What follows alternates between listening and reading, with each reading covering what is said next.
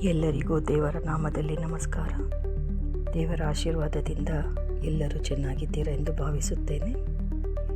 ಇಂದಿನ ಬೈಬಲ್ ವಚನ ಮಾರ್ಕ್ 9:24 ಕುರಿತು ಧ್ಯಾನಿಸುವುದಾದರೆ, ನಾನು ನಂಬುತ್ತೇನೆ, ನನ್ನ ಅಪನಂಬಿಕೆಗೆ ಸಹಾಯ ಮಾಡು ಎಂದು ಆ ಮಗುವಿನ ತಂದೆ ಕೂಗಿದನು.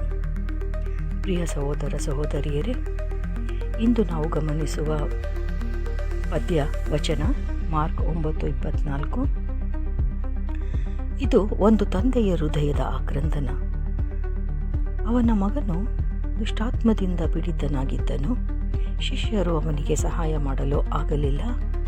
ಆಗ ಯೇಸು ಸ್ವಾಮಿ ಬಂದಾಗ ಆ ತಂದೆ ಒಂದು ಸತ್ಯವಾದ ಮಾತು ಹೇಳುತ್ತಾನೆ, ನಾನು ನಂಬುತ್ತೇನೆ, ನನ್ನ ಅಪನಂಬಿಕೆಗೆ ಸಹಾಯ ಮಾಡು. ಈ ಮಾತಿನಲ್ಲಿ ಒಂದು ದೊಡ್ಡ ಆತ್ಮಿಕ ಸತ್ಯ ಇದೆ. ಅದು ನಂಬಿಕೆಯಲ್ಲಿರುವ ಹೋರಾಟ. ನಾವು ಎಲ್ಲರೂ ನಂಬಿಕೆ ಹೊಂದಿದ್ದೇವೆ, ಆದರೆ ಕೆಲವೊಮ್ಮೆ ನಮ್ಮೊಳಗೆ ಸಂಶಯವೂ ಇರುತ್ತದೆ. ಯಾವಾಗೆಂದರೆ ಸಮಸ್ಯೆಗಳು ಬಂದಾಗ,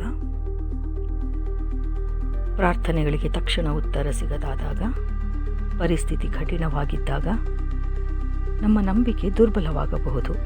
ಆ ತಂದೆಯಂತೆ ನಾವು ಸಹ ಹೇಳಬಹುದು ಅಲ್ಲವೇ? ಪ್ರಭುವೇ, ನಾನು ನಂಬುತ್ತೇನೆ, ಆದರೆ ನನಗೆ ಇನ್ನೂ ಸಹಾಯ ಬೇಕು. ಇದು ಪಾಪವಲ್ಲ, ಇದು ನಿಜವಾದ ಹೃದಯದ ಪ್ರಾರ್ಥನೆ. ಹಾಗೆ ದೇವರು ಸಂಪೂರ್ಣ ನಂಬಿಕೆಯನ್ನು ಮಾತ್ರ ಹುಡುಕುವುದಿಲ್ಲ.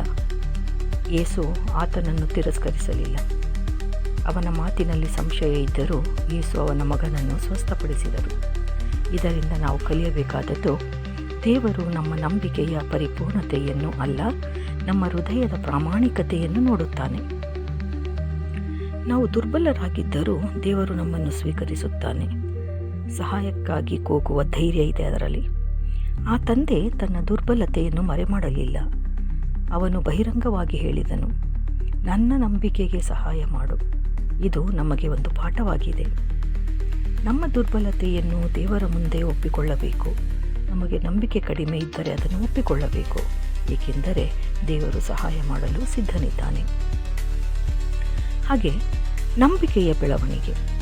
ನಂಬಿಕೆ ಒಂದು ದಿನದಲ್ಲಿ ಪರಿಪೂರ್ಣವಾಗುವುದಿಲ್ಲ, ಅದು ಬೆಳೆಯುತ್ತದೆ. ಪ್ರಾರ್ಥನೆಯ ಮೂಲಕ, ದೇವರ ವಾಕ್ಯದ ಮೂಲಕ, ಅನುಭವಗಳ ಮೂಲಕ. ನಾವು ಪ್ರತಿದಿನ ದೇವರನ್ನು ಹುಡುಕಿದರೆ ನಮ್ಮ ನಂಬಿಕೆ ಬಲವಾಗುತ್ತದೆ.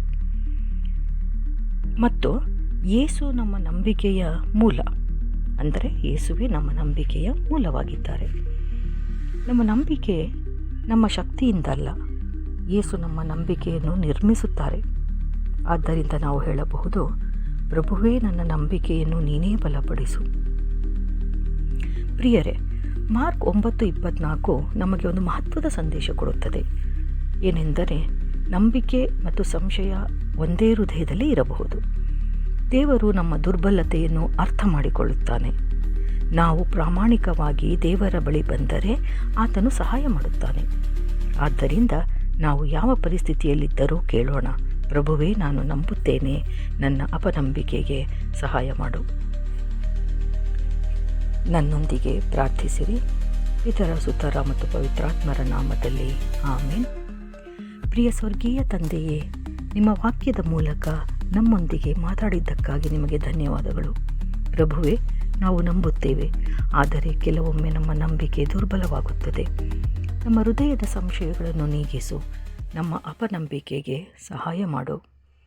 ನಮ್ಮ ನಂಬಿಕೆಯನ್ನು ಬಲಪಡಿಸು. ಪ್ರತಿಯೊಂದು ಸಮಸ್ಯೆಯಲ್ಲಿಯೂ ನಿನ್ನ ಮೇಲೆ ಭರವಸೆ ಇಡುವಂತೆ ಮಾಡು.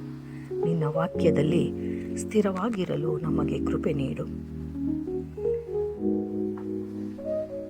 ನನ್ನ ಈ ಪ್ರಾರ್ಥನೆ ವಿಜ್ಞಾಪನೆಯನ್ನು ನನ್ನ ಒಬ್ಬರೇ ಒಡೆಯರು, ರಕ್ಷಕರು, ಕರ್ತರು, ದೇವರು, ತಂದೆಯೂ ಆದ ಯೇಸು ಸ್ವಾಮಿಯ ನಾಮದಲ್ಲಿ ಕೇಳಿಕೊಳ್ಳುತ್ತೇನೆ. ಆಮೇನ್. ನನ್ನೊಂದಿಗೆ ಪ್ರಾರ್ಥನೆಯಲ್ಲಿ ಭಾಗಿಯಾಗಿದ್ದಕ್ಕೆ ನಿಮಗೆಲ್ಲರಿಗೂ ದೇವರ ನಾಮದಲ್ಲಿ ಧನ್ಯವಾದಗಳು.